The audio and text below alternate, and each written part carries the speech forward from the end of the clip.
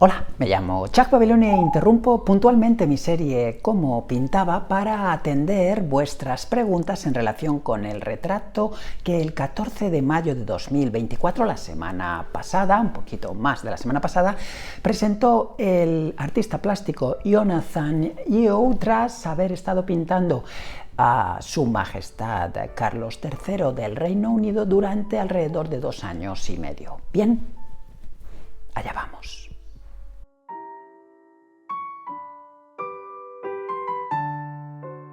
Bien, este, como ves, es un vídeo especial, un subvídeo a raíz del vídeo que dediqué al retrato que Jonathan Yeo creó durante 2 años y medio al objeto de crear la imagen definitiva con la que será recordado el reinado de este rey. Es el primer retrato que se presenta después de su coronación. Todos los previos se presentaron cuando aún él ejercía de príncipe de Gales, Prince of Wales. Como te dije en aquel vídeo, el retrato funciona a los 2 efectos que ha de funcionar.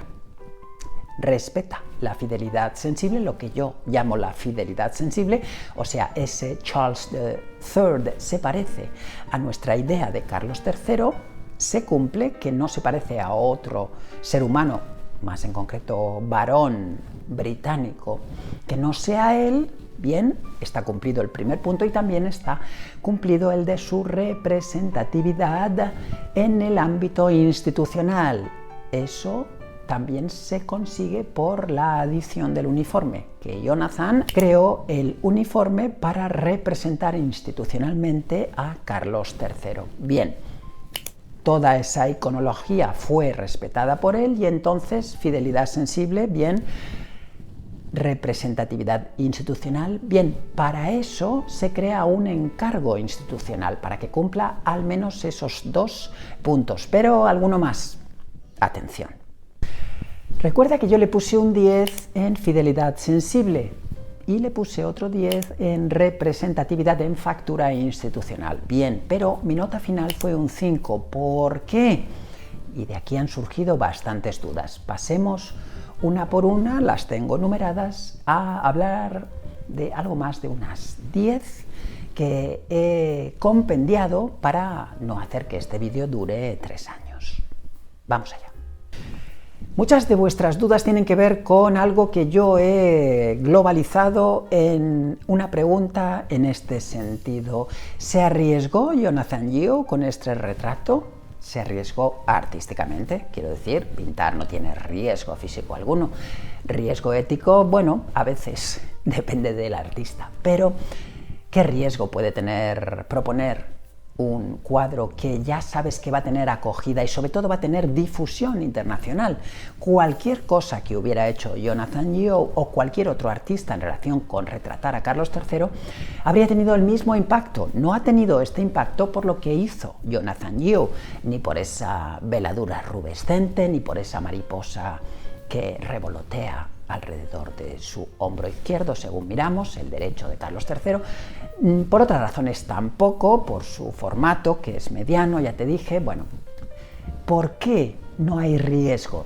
Te comentaba en mi vídeo que porque yo no detecto en el retrato tensión procesal alguna. ¿Por qué dije esto? Porque todo lo que hizo, con todas las herramientas con las que se condujo Jonathan Yeo, todo lo que hizo fue trabajar en un proceso que sobradamente domina.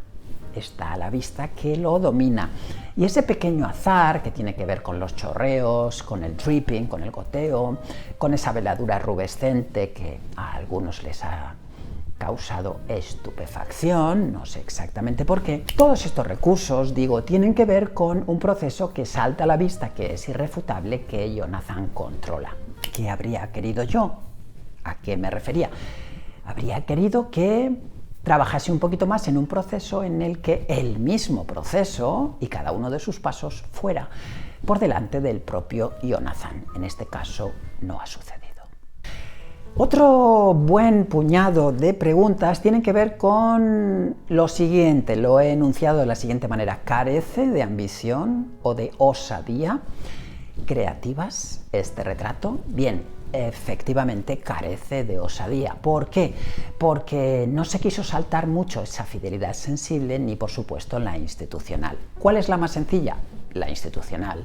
Si tú colocas a un rey con el uniforme de los Welsh Dragons o Welsh Guards, evidentemente ya tienes la factura institucional y no tienes más que ir añadiendo iconología, pequeños rasgos que atiendan a que ese señor dé la idea de que es el máximo oficial, el mariscal, te dije, de los Welsh Guards, de los guardias galeses. Bien, eso era lo más sencillo de completar teniendo en cuenta la agregación, la añadidura de esta simbología que llamamos iconología y que luego se traduce en la iconografía, que detectamos que ahí hay un oficial de los Welsh Guards. Por otro lado, el primer punto, la fidelidad sensible, se cumple porque por esa pincelada de añadidura tan impresionista, tan manierista, te dije, bueno, se consigue que se vaya generando la imagen,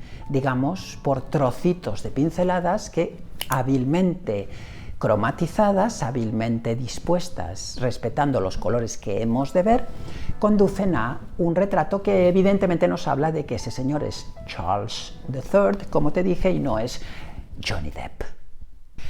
Otra gavilla de vuestras preguntas la he resumido en un enunciado semejante a este. ¿Qué debería haber agregado Jonathan Yeo para que este retrato hubiese sido algo que se hubiera internado efectivamente en esta osadía creativa? Bien, exactamente lo que te acabo de enunciar sucintamente en el punto previo, osadía procesal. Ver que Jonathan Yeo hubiese estado yendo constantemente por detrás del cuadro, cuando en realidad siempre ha ido por delante. Esto es algo característico de los pintores de artesanía pictórica habilísima, como es el caso. Esta sensación azarosa que produce el cuadro de Jonathan Yeo es evidentemente algo que tiene que ver con la sensibilización de nuestros ojos, pero es, digamos, algo que parece que no tiene, pero que sí evidentemente tiene, y es muchísima artesanía pictórica. Jonathan Yeo es evidente que sabe pintar, pero entregar un retrato que añada, aparte de fidelidad sensible y de factura institucional, un tercer nivel, que es el nivel superior, el que lo internaría en la historia del arte grande, del gran arte, como siempre te digo, es un punto que esto sí, no todos los pintores tienen. Y en este sentido, déjame que pasemos al siguiente punto. Otra gavillita de enunciados vuestros la he resumido en este concreto. ¿Cuáles son las tendencias actuales en relación con el retrato institucional? Bien, ¿cuáles son? Atención a la respuesta. Son todas las que se han ido coleccionando, que se han ido acumulando durante toda la historiografía plástica de la historia de la humanidad, o sea, toda la historiografía desde el paleoarte, el arte de las cavernas, el arte rupestre. En el mismo momento en el que el hombre comenzó a vivir en cuevas, comenzó a decorar esas cuevas y comenzó por trozos de su cuerpo, después pasó a representar los animales de su entorno, después las plantas y después otro tipo de accidentes geográficos, ríos, lagunas, si era el caso, mar. Bien, pero ¿qué hizo después? Representarse a sí mismo, y ahí es cuando el arte paleolítico pasa a otro nivel y comienza la historia del arte, del gran arte, en relación con la autorrepresentación de los artistas, su propio retrato, el propio retrato de los artistas, el autorretrato, lo que llamamos autorretrato, y los retratos que los artistas, los más dotados de la comunidad, comenzaron a generar entre los miembros de su entorno, cuando los artistas comenzaron a retratar a los demás, no solo a sí mismos. Siguiente punto. Bien, creo un anexo del punto previo. Si no ha quedado claro qué he querido decir que no existen ahora mismo corrientes que tengan que ver con definir o con dar respuesta a esa pregunta vuestra. Muchos de vosotros me habéis hecho esa pregunta. ¿Cuáles son las actuales tendencias en relación con el retrato institucional? Bien, son o ninguna o todas. Es la misma forma de contestar, saliéndose mucho o entrando muchísimo dentro de estos márgenes. Muchas de vuestras preguntas se dirigen en relación con este enunciado que he creado yo, para intentar resumir todos los enunciados de cada uno de vosotros. ¿Cuáles son los pintores que actualmente, o sea, vivos, podrían haber recibido el mismo encargo, podrían haber practicado el retrato de Carlos III, respetando el primer punto, el segundo punto y añadiendo una osadía procesal que en el de Jonathan Yeo, como te dije, yo no detecto? Bien, en este sentido quiero hablarte de dos. Y es en este momento donde te invito a jugar. Juguemos. Lo lúdico, siempre lo digo, no es excluyente de lo respondible. Lo que se responde no tiene por qué huir de ser también divertido. Vamos a jugar a algo, a ver qué te parece. Si yo fuese el máximo gerifalte de Draper, la firma que ha encargado este retrato de Carlos III, se me habría ocurrido, hacer una pequeña selección de artistas vivos, evidentemente, está implícito, hacia los que me podía haber dirigido en relación con esto, con encargar el retrato del rey del Reino Unido. Vale. A mí se me habría ocurrido barajar únicamente dos. He hecho una gran selección y he ido retirando artistas que, si bien siempre todos ellos, el 100%, respetaban el punto 1 y el punto 2, fidelidad sensible y factura institucional, considero que no me habrían dado lo siguiente. Así que, como soy el máximo responsable de esta firma, me quedo solamente con dos, y estos dos son los siguientes. Bien, en primer lugar me habría dirigido a Luigi Gatti, italiano nacido en 1955 y que me habría proporcionado sin duda alguna un retrato tan maravilloso como todos, el 100% de los suyos, que aunan factura de una ligereza, de una soltura extremas, con una incursión en la conmoción que linda casi con la dulzura no afectada. Bien, en primer lugar me habría dirigido a él. Y en segundo lugar, vamos allá. En segundo lugar, habría contactado con Simon Quadrat, un académico de la Royal Academy of Arts, que me habría posibilitado también un retrato, habría confeccionado una obra que respetase el primero y el segundo puntos y también se internara en el tercero. Pero como bien ves, también te muestro dos obras suyas que habría creado Quadrat en relación con Gatti, que no habría dado Gatti, mejor dicho, que sí habría dado Quadrat, pues una suerte de implicación casi psicológica en el retrato, pero no tendente a la dulzura como en el caso de Gatti, sino hacia casi el esperpento. Entonces, ¿por qué me dirigiría por segunda opción a Quadrat? Pues evidentemente por esto, porque no creo que Carlos III quisiera recibir un retrato en el que su representación corporal hubiese sido semejante a cualquiera de estas figuras de Quadrat que ahora mismo estás viendo. Bien, en ambos casos, Gatti o Quadrat, se habría dado el caso de que se habría hablado muchísimo más, perdón por la redundancia, de ellos dos que de lo que se ha hablado de Yeo. ¿Por qué? Porque evidentemente el pintor habría colocado en cualquiera de los dos casos mucho más de lo que Yeo colocó, que fue evidente factura artesanal.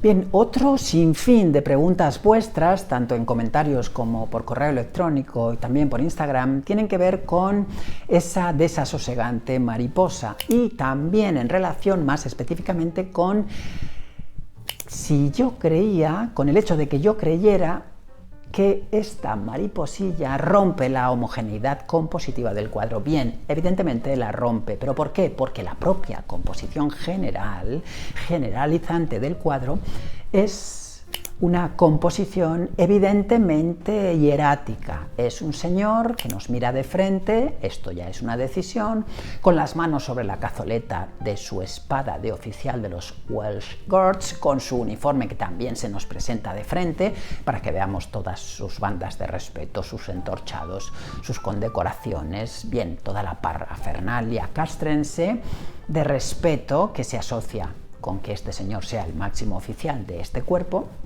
Bien, pero ¿qué le ocurre a la composición? Que es evidentemente no muy escorada, no muy escorzada, como te he explicado en alguna ocasión, que a veces son los retratos. Bien, no ha habido una premura en el hecho de querer también aquí arriesgar un poquito con la composición. Y entonces, ¿qué es lo único que desasosiega esta composición tan neutra? Bueno, pues evidentemente esa mariposa es el único elemento al que van nuestros ojos de forma evidente. ¿Y por qué? Y aquí respondo a vuestra pregunta. Van porque está colocada en la estricta sección áurea del segmento que se produce entre el borde izquierdo del cuadro y el eje de ordenadas que pasaría por el tabique nasal de Carlos III. Bien, la mariposa está colocada justo en el punto de unión o de conexión de esos dos segmentos desiguales que respetan una razón 1,618. O sea que esa mariposa nos desasosiega porque está colocada en el sitio al que van nuestros ojos cuando aceptan una desigualdad proporcional. Bien, exactamente 5 preguntas, no muchas, que me habéis formulado, tienen que ver con esa veladura rubescente, encarnada, rojiza. Y en este sentido, ¿tú crees, Jack, que esta veladura rojiza tiene que ver con modernizar la imagen que los británicos tienen de su realeza? Bueno, la respuesta es rotundamente no, pero no porque yo conozca al 100% y haya hablado con el 100% de los británicos. Rotundamente no por razones plásticas. El rojo no es un color más moderno que el amarillo, ni el amarillo es un color menos moderno que el azul. Y por esto el rojo es más moderno que el azul, muchísimo más moderno y un poquito más moderno que el amarillo. No, así sucesivamente con todo el círculo cromático de Goethe. No existen colores más modernos que otros, ni existen colores más tristes que otros. Los llamamos cálidos, los llamamos fríos, por razones más psicológicas que físicas, que científicas, que empíricas. Bien, esto por un lado. Y por otro lado, no creo que un retrato contribuya a que el pueblo se ponga a pensar si esa institución quiere ser modernizada a sus ojos. Estamos hablando de una institución, la realeza, no solamente la británica, sino todas las realezas occidentales, bueno, podemos constreñir esta reflexión, son instituciones absolutamente anacrónicas. Están basadas en el privilegio, en el sistema de privilegios, en un mundo que no vive, ya no vive en la Edad Media. De modo que bueno, alguien con un mínimo de preparación, con un mínimo de espíritu crítico, es imposible que se coloque al lado de la defensa, de la apología de instituciones cuya única finalidad es mantener un estado de privilegio social que además es hereditario, es además incluso vitalicio. O sea que un rey es rey por el hecho de que su padre fue rey, o su madre, como es el caso, fue reina, pero no existe meritoriaje en esto, existe simplemente un RH. Así que, bueno, en este sentido no creo que este cuadro pudiera hacer esto, pero es que la pintura es incapaz de hacer esto, por lo que os acabo de comentar, el rojo no es más moderno que el blanco. Otra buena gavilla de preguntas tienen que ver, me han sorprendido mucho, con algo que no es una pregunta, es un enunciado. Lucian Freud pintó mejor a su madre, a Elizabeth II. Bueno, entre el año 2000 y el 2001, un pintor ya fallecido, Lucian Freud, que entonces se consideraba el mejor retratista, esto siempre es discutible, británico, del siglo XX, bueno, pues comenzó a pintar a Isabel II. Y en principio, bueno, todo iba sobre ruedas hasta que comenzaron a surgir ciertas controversias, incluso procesales. En primer lugar, Isabel II siempre pensó que esto que estáis viendo, este posado, por ejemplo, y algunos más, tenían que ver con que Freud estaba trabajando en un estudio previo no en la obra definitiva, pero no, estaba durante todos estos posados, durante todos estos sittings, trabajando en una obra definitiva. Esto es lo que entregó, un chapucerísimo retrato de la reina, que no es más que un autorretrato suyo, un autorretrato de Freud, con corona comprada en los chinos y con una factura desmañada, que bien, esto no es algo que sea desdeñable porque es la factura de siempre de Freud en sus últimos años. En los primeros no, pero en los últimos sí. Una factura con muchísima pasta visual, con muchísimo arranque gestualizante y bien, eso es lo que entregó. Tampoco entiendo mucho por qué los británicos se exaltaron tantísimo cuando esto se presentó, y la reina en primer lugar, porque evidentemente si encargas a Freud en aquellos años, hace 25, un retrato, es evidente que te iba a entregar esto o algo parecido a esto. Lo que no pudo soportar la reina es que no recibiese un encargo del tipo de los que creaban otros autores, y aquí te empiezo a hablar de ellos. Pietro Annigoni, un italiano, creó dos retratos de Isabel II durante el siglo XX, uno en el año 55, que es el más famoso y el más, digamos, impreso en los libros de historia o en las enciclopedias, y luego uno en el 69 que no gustó tanto que incluso la gente comenzó a tildar de oscuro, de gótico, casi de extrañamente anacrónico, de decimonónico de más, etc. Vale. Pero el del 55 cumplía de nuevo lo que siempre estamos comentando en esta serie, en el anterior vídeo y en este que responde a vuestras preguntas. Fidelidad sensible, bien, bravo. Fidelidad institucional, bueno, capa de armiño incluida, vale, de acuerdo, un poquito excesivo todo, pero puede servir. Pero, ¿qué ocurre con esto, comparándolo con el de Freud? Pues que evidentemente la osadía procesal de Freud nada tenía que ver con la nula osadía procesal de Annigoni, un pintor que evidentemente era un pintor de caballete, absolutamente burgués, que producía obras para la realeza, para la nobleza, para la aristocracia y para los nuevos ricos. Bien, estas cuatro alas de negociado que él, bueno, respetaba y para las que trabajaba. Annigoni evidentemente nunca quiso entrar en la historia del arte, simplemente en el arte pequeño burgués. Y bueno, retrató a un montón de actores de Hollywood, retrató a un montón de actores de la Royal Shakespeare Company, en fin. Bueno, se movió en los círculos en los que se mueve un pintor de caballete que tiende a agradar al público pequeño burgués o aristócrata o noble o, si me apuras, como es el caso, real. Bien, real de realeza. Bien, pero vamos a jugar un poquito más, a ver si me concedes también jugar al siguiente juego que te propongo. Pero antes tengo que responder a vuestro último bloque de preguntas que yo he convenientemente trufado en uno que es casi un tutti frutti. Bueno, en primer lugar, ¿por qué es una ilustración? Bien, todas esas preguntas que me habéis emitido en relación con esto, yo creo que están contestadas, porque no existe tensión procesal ninguna en el proceso. Jonathan Yeo ha ido por delante de su retrato constantemente durante todos los meses que lo ha pintado. Bien, otro grupito de preguntas tienen que ver con que si era posible que se pudiera pensar que Jonathan Yeo estaba practicando con esa veladura roja una especie de informe futurístico parapsicológico, o si quieres casi visionario, de la desaparición de Carlos III, más en concreto su inminente desaparición. Bien, todos sabemos que está enfermo de forma casi incurable, o sin casi, así que bueno. Bien, yo creo que estos son paradojas que se pueden crear en relación con aspectos que nada tienen que ver con el análisis plástico. Bueno, esto es algo que no puedo contestar por mucho que quiera, porque evidentemente es algo subjetivo. Si habéis pensado algunos de vosotros que esto puede ser una lógica poética, pues yo la acepto, me parece perfecto. Me parece una lectura que es tan respetable como otras. ¿Ha querido decir con esa veladura roja que Carlos III está a punto de fallecer? Bueno, podría ser, podría ser.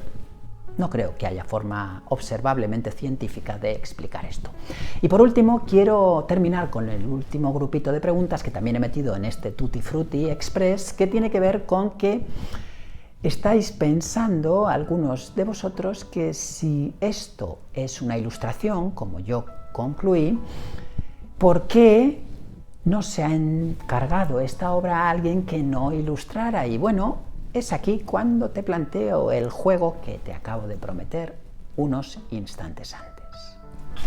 Pero para ello, fíjate, voy a tener que concluir algo que puede sonar paradójico y que está creado con esa intención. ¿Por qué ha entregado una ilustración Jonathan Yeo cuando, al parecer, le encargaron un retrato plástico contundente? Pues evidentemente porque, sin decirlo, la realeza quería una ilustración, no quería un retrato que cumpliera la fidelidad sensible, sí, la factura institucional, sí, estos dos puntos han de cumplirse siempre en un encargo institucional, sino que en realidad no quería osadía procesal, porque si hubiese querido osadía procesal, recibir esto también, ¿a quién se lo habría encargado? Y es aquí cuando comenzamos este juego. Imagínate, te hago este planteamiento, imagínate que muchos pintores de la historia del arte no están fallecidos, los tenemos vivos.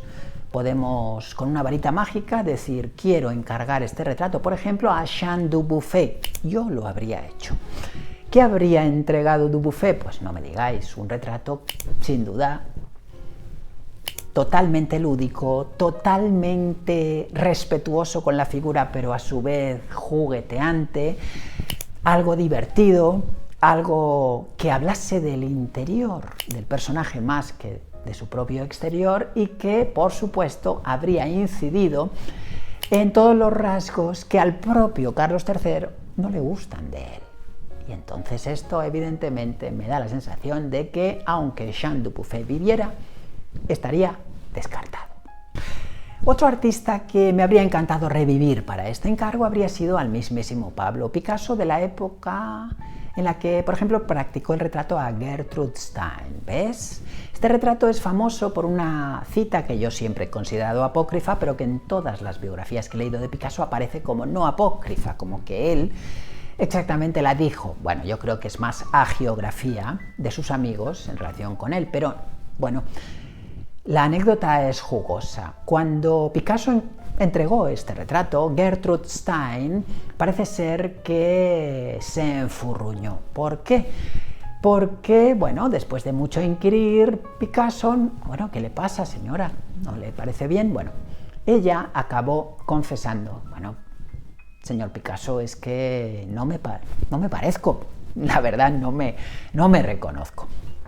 Y entonces, dicen todos los hagiógrafos de Picasso, Picasso contestó, no se preocupe, señora Stein, ya se parecerá. Bueno, imagínate que el Picasso de esta época, hubiese pintado a Carlos III de 3/4, con visión medianamente cenital, como es el caso, con colores terrosos, que le hubiese quitado el uniforme, en un ambiente, bueno, voluntariamente sombrío, de colores terrosos, de sienas oscuros, de prácticamente ninguna luz extrema, ninguna alta luz, bueno, en fin. Aunque Picasso viviera, no creo que la Draper se hubiera dirigido a él.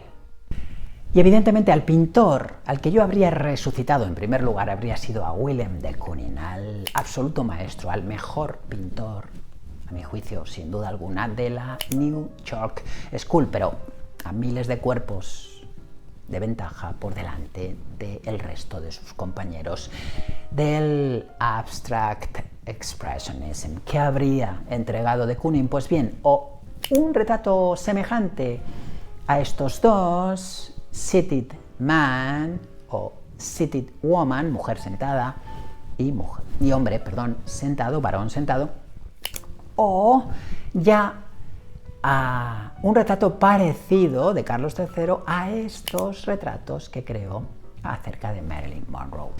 Bien, si de Kooning hubiese entregado algo parecido a esto, yo creo que Carlos III habría fallecido inmediatamente después de levantar el cortinaje del retrato para que el público lo descubriera aquel 14 de mayo de 2024. Bien, como ves, es un encargo delicado desde su precreación hasta su post-entrega. Bien, pero no me quiero ir hoy de aquí sin crear un pequeño anexo. Dos de vosotros, exactamente dos, me habéis preguntado y me ha sorprendido que solo hayáis sido dos, algo que me ha parecido interesantísimo también, aunque no entiendo muy bien esta minoría de preguntas en relación con este extremo. Me habéis preguntado que si no se hubiese encargado a Jonathan Yeo, ¿a quién se podría haber encargado que hubiese planteado el punto primero, sensible, fidelidad sensible; el segundo, factura institucional, todo bien; y tercero, dulcificación, que es lo que ha creado Jonathan Yeo de la figura de Carlos III. Y para esto he de crearte un pequeño proemio. Y así contesto también, no solamente a estas dos preguntas, sino a una más que ha quedado solitaria, náufraga, digamos, pero que para mí tiene el mismo nivel de respeto en relación con mi respuesta y que me planteaba un extremo muy interesante, y es el siguiente: ¿a qué me refería yo cuando dije que Jonathan Yeo había entregado un retrato dulcificado, edulcorado, ilustrativo? Bien, me refería a que había hecho básicamente dos cosas: eliminar los grandes defectos que una persona suele compendiar de sí misma y que los llama defectos que tienen que ver con no sentirse bien en relación con algo de su anatomía, y en segundo lugar había creado una evitación también de la exhaustividad descriptiva. Por ejemplo, aterrizo. ¿Dónde están las orejas de Carlos III? En este retrato no aparecen las inmensas orejas, los inmensos pabellones auditivos de Carlos III. A este respecto recuerdo que cuando yo era pequeño, cuando era joven, íbamos al colegio y cuando el profesor de historia explicaba Príncipe de Gales, nosotros siempre respondíamos Príncipe de Orejales. Bien, esta anécdota no quiere ser despectiva, ni mucho menos, ni irrespetuosa. Simplemente quiero decir que los niños, en nuestro afán, lúdico, constante, nos fijábamos en algo en lo que evidentemente se tiene que fijar un retratista. Las orejas de Carlos III no solamente eran gigantescas en la época en la que estaba casado con Diana de Gales, sino que evidentemente al ser más mayor, haber perdido colágeno e hidratación tisular, ha acabado por hacer que se hayan creado unas orejas inmensas. Tiene unas orejas casi vez y media más grandes de lo que las tenía cuando era joven y cuando yo era adolescente. Bien, ¿qué ha ocurrido aquí? Jonathan Yeo ha pasado, si te fijas, por encima de esto, ha escondido hábilmente estas orejas, pero también ha hecho otra cosa. No solamente ha escondido las orejas, sino que ha eliminado centenares, y digo centenares, de arrugas de su rostro, y también lo ha desinflamado.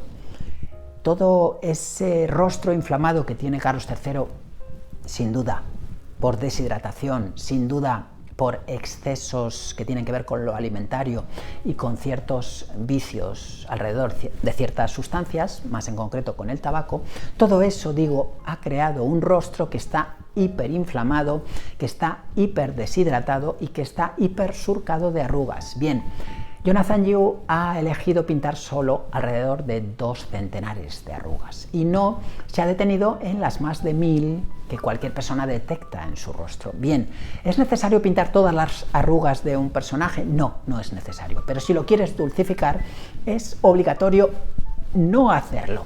Bien, evidentemente Jonathan Yeo en este sentido ha sido ultra cortesano en relación con el encargo. ¿Quién habría producido un retrato edulcorado, dulcificado, relamido, totalmente cortesano y sin embargo de una factura impecable, de una artesanía pictórica irreprochable y de una técnica sublime? Pues Miriam Escofet, que, por cierto, también pintó a su madre, a Elizabeth II, y entregó este cuadro que estás viendo. Bien, por supuesto dirás, ya, ¿qué pasó con este retrato? ¿Le gustó a la reina? Hombre, evidentemente le gustó.